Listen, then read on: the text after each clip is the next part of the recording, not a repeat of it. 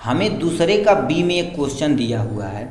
क्या दिया है, P के किन मानों के लिए निम्नलिखित समीकरण युग्म का एक अद्वितीयक हल है। ऑप्शन में हमसे क्वेश्चन में क्या दिया हुआ, 4x प्लस में py अब प्लस में 8 बराबर में 0, एक समीकरण ये दिया। दूसरा क्या दे रखा, 2x प्लस में 2y प्लस में 2 बराबर में 0 दिया। ये कितने नंबर का, 4 नंबर का। ये देखा जाए तो बोर्ड एग्जाम 2025 का ये क्वेश्चन पूछा गया है कक्षा 10 में। ठीक है, अब इसको कैसे सॉल्व कर देंगे ध्यान से आप सुनिएगा। यही हमको समीकरण दिया गया है। ठीक है, कोई टेंशन नहीं, समीकरण से ये सब कुछ मैनेज कर लेंगे। कितना दे रखा बाबू, यहाँ से 4x दिया हुआ। ठीक है, प्लस में क्या हो जाएगा, py दे रखा है और प्लस में 8 बराबर में 0, इसको समीकरण नंबर 1 मान लेते हैं। ठीक, चलिए कोई टेंशन नहीं।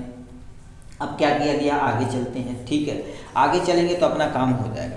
अब नेक्स्ट में क्या दे रखा, 2x और प्लस में क्या होगा 2y प्लस में 2 बराबर में 0, समीकरण नंबर क्या हो जाएगा आपके सामने, सेकेंड हो जाएगा। 2 समीकरण हमने बना लिया आपके सामने ये।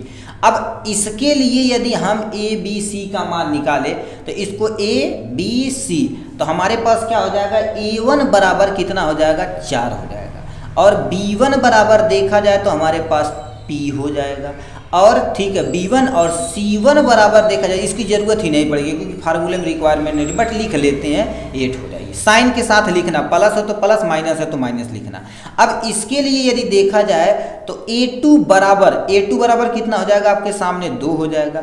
b2 बराबर आपके सामने कितना हो जाएगा, 2, तो यहाँ पर 2 दिया गया है। ठीक है, और c2 बराबर देखा जाए तो कितना हो जाएगा आपके सामने, 2 हो जाएगा यहाँ से। कोई टेंशन नो।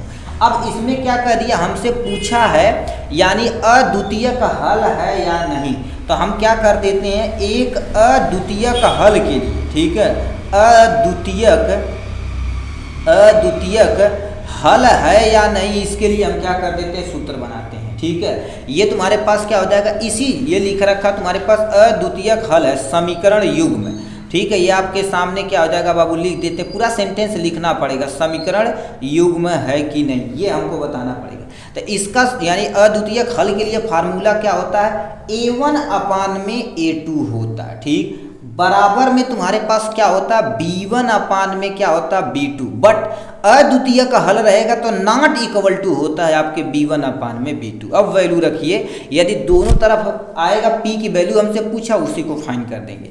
अब a1 की जगह कितना रखेंगे, 4, तो यहाँ पर हमने क्या कर दिया, 4 बटे में a2 की वैल्यू कितना रखेंगे, 2, तो आपके सामने 2 हो जाएगा।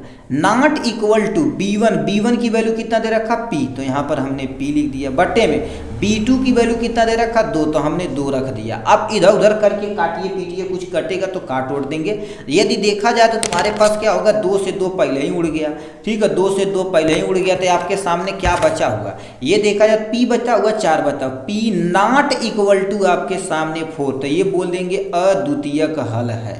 ठीक, अद्वितीयक हल है। ठीक है, ये आपके सामने हमने क्या कर दिया, चिपका दिया है यहाँ से।